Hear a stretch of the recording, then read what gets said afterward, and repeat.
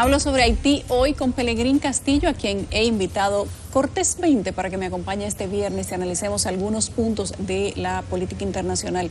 Hoy le pregunto sobre Haití y antes de irnos a la pausa te preguntaba, Pelegrín, ¿cuál es el mensaje que había en las fuerzas políticas de Haití que terminó con la muerte del presidente? Una muerte horrible, una muerte con dolor. El presidente fue torturado, se dice que por más de una hora, no había manera de causarle tanto daño en poco tiempo. Y además, el peso que tal vez sentía, no se sabe quién, porque tal vez si nosotros mencionamos el peso que sentía la oposición, la clase empresarial que se veía afectada, tal vez estaríamos infiriendo intereses, pero ese peso no había una manera quizás diferente de dirimirlo con el presidente, ¿o es que se cerraron los canales de comunicación? Los opositores de él le adversaron intensamente en las calles y todo eso. Estaban planteándose su sustitución. Sí. Pero él, en un momento dado, rompe con su base de apoyo. Su base de apoyo internacional lo deja solo, por los giros que estaba dando. Y sus enemigos internos, entonces, que consideraron, sus nuevos enemigos internos, consideraron que él los había traicionado. O sea, de hecho, se habla de que en Turquía se produjo un encuentro con Gil Lamot y que el pacto que se concreta con el nombramiento de Ariel Henry,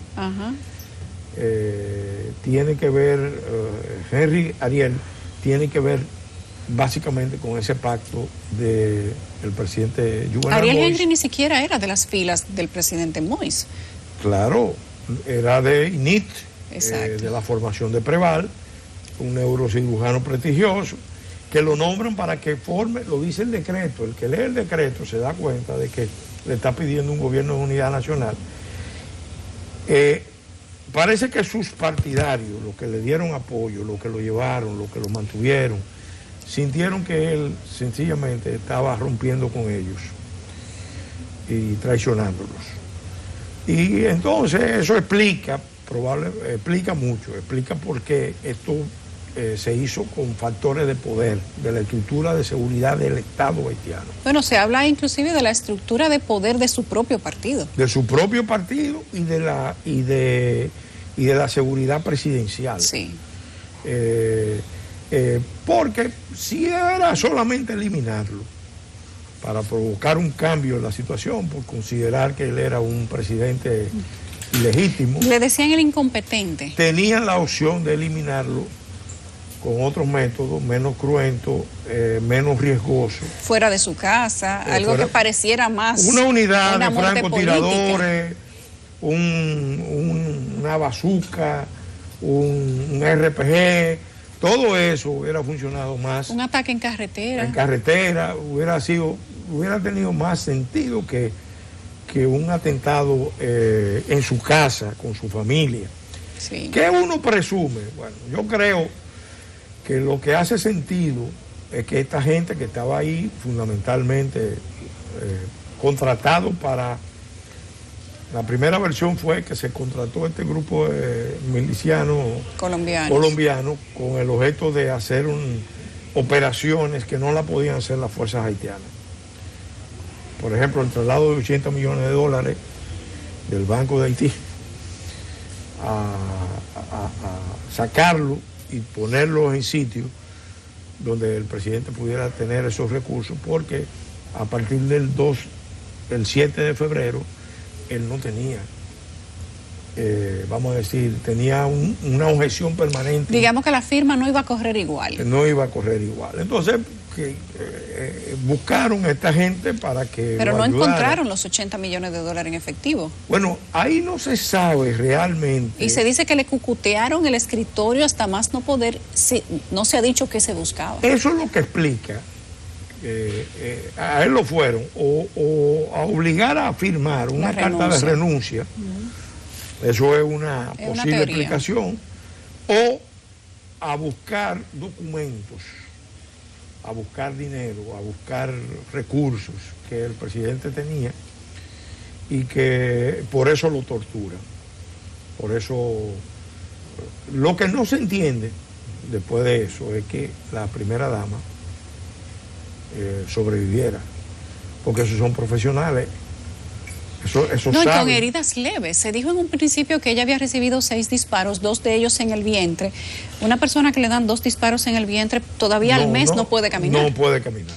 Y que ella haya sobrevivido a mercenarios. Dice que se le pararon sobre las piernas, que la bofetearon, que le verificaron las pupilas con un foco y ella resistió todo eso. El método de los mercenarios no es disparo no es en la ese. frente a todo el que está ahí. Ellos tienen un tiro de gracia, o sea, no, eso es... Como el que le dieron al presidente Moïse en la cabeza. En la cabeza. El tiro de gracia que se da en la cabeza es para asegurarse de que está muerto. Entonces, esa versión es algo... Ha abierto muchas dudas. Muchas interrogantes. Sí. Lo que sí está claro es que ella ya emerge como una figura que podría ser el polo de oposición. Y fíjate que ella llega al otro día de Aristide. Aristide regresó aclamado como viva el rey. Muerto el rey, vive el rey. Y inmediatamente después, al otro día, 24 horas llega después, llega la señora Moïse. Solo con un cabestrillo en un brazo. Entonces hay un agrupamiento de sectores que van a querer que ella sea la Corazón Aquino. Y que se involucra en la política. Haitiana. Ella estaba involucrada porque ella estaba supuesta a ser la candidata senadora de la región norte. Estaba considerando como... se estaba bailoteando su nombre como posible candidata senadora dentro de los pactos, dentro del partido de gobierno, hasta que se produce la ruptura interna. Mientras más se hurga dentro del magnicidio del presidente Moïse, más dudas y cuestionantes quedan, Pelegrín. Sí. Las dudas llegan hasta la primera dama, hasta el jefe de la policía, hasta el primer ministro. O sea, nada de lo que ha sucedido ahí sigue un orden lógico para eximir a nadie. Parecería como en los juegos de Guess Who, que todo el mundo parecería sindicado. Eso, la verdad es que hay muchas dificultades para comprender a los haitianos. La novela famosa de Graham Greene, Los comediantes, que se llevó a... Creo que queda al corta, cine. Todavía esa le queda corta. Óyeme, ahora tiene un... Porque Está la los extranjeros tienen dificultades para entender a los haitianos y ellos mismos son grandes actores, grandes... hacen grandes representaciones. Tú sabes lo que ha llamado más la atención, al menos a mí, que la primera dama de Haití ha dado una versión de cómo fue la noche del asalto armado, pero ella no en ningún momento ha mencionado que fue torturado. No, eso... hay cosas que no están claras. No se comprenden. No se entienden. No, hay cosas que no se entienden.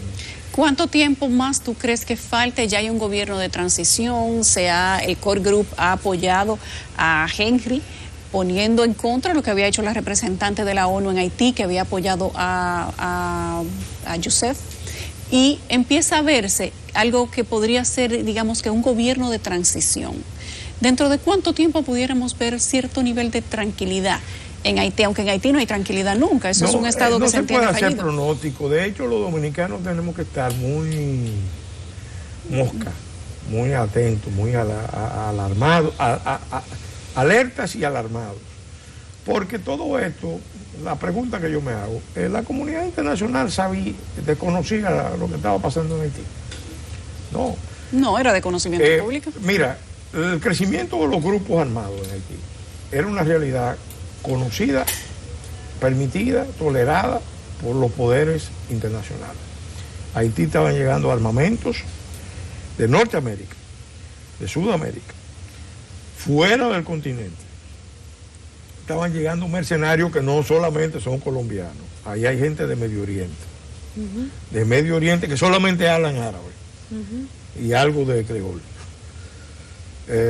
Probablemente tengan pasaporte haitiano, porque el pasaporte haitiano circula mucho en Medio Oriente y ahí hay... Y pasa un poco desapercibido, entonces hay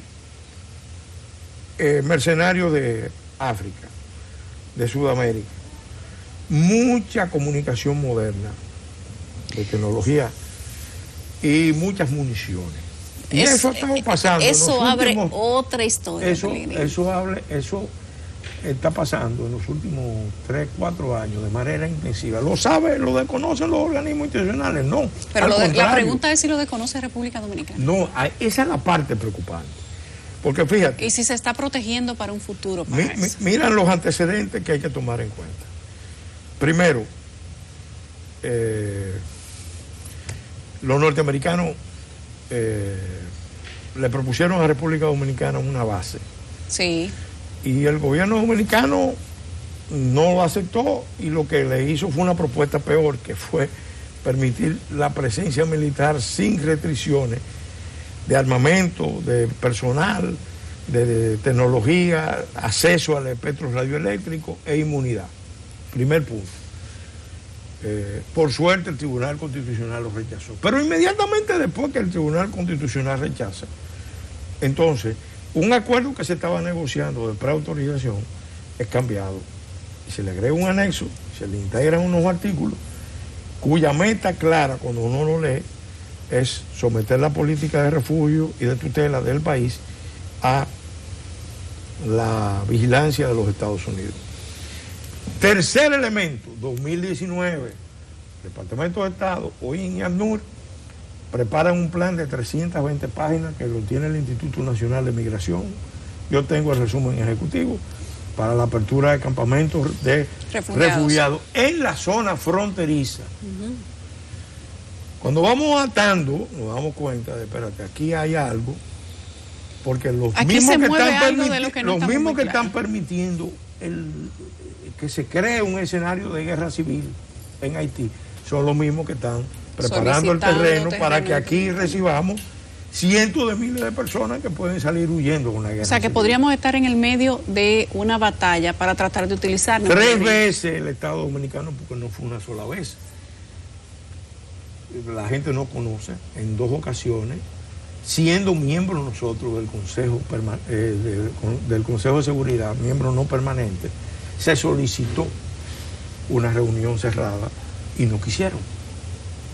O sea, que República Dominicana... ni China ni Estados Unidos. República Dominicana le toca estar muy atento a las informaciones de inteligencia que tiene que utilizar para protegerse de lo que pudiera estar pasando. Pelegrín, gracias. Gracias a ti. Te reitero que para mí es un placer tenerte siempre aquí.